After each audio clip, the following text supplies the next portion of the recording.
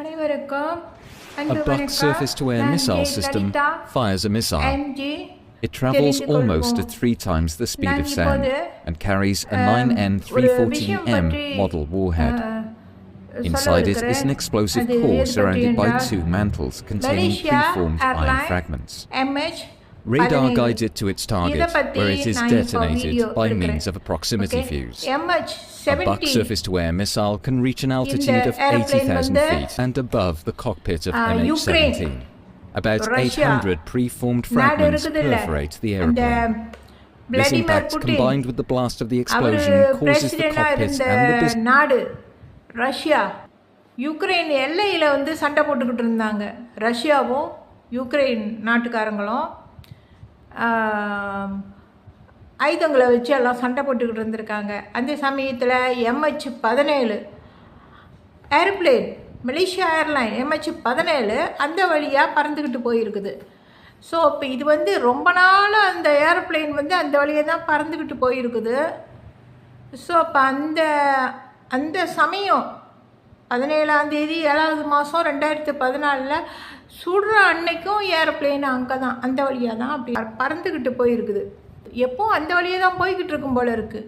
ஆனால் சண்டை வந்த சமயம் இந்த 2 நாடும் யுக்ரைன் ரஷ்யா ரெண்டும் சண்டை போட்டுக்கிட்டு இருந்துச்சு இல்லை.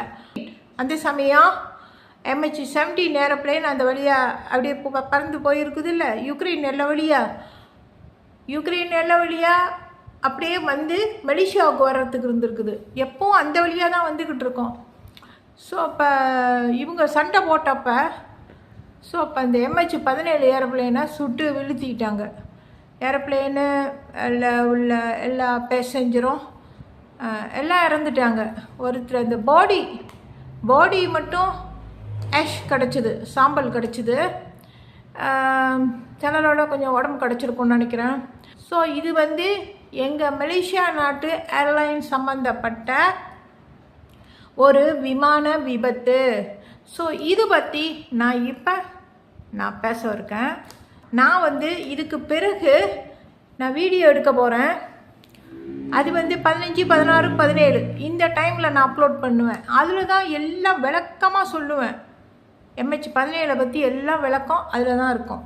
ஆனால் இப்போ வந்து கொஞ்சம் நான் சொல்லிக்கிறேன். அதாவது இந்த MH17 ஏரோப்ளேனு சுட்டு வீழ்த்தினாங்க யுக்ரைன் எல்லையில் சண்டைப்போ, ரஷ்யாவும் யுக்ரைனும் சண்டைப்போ.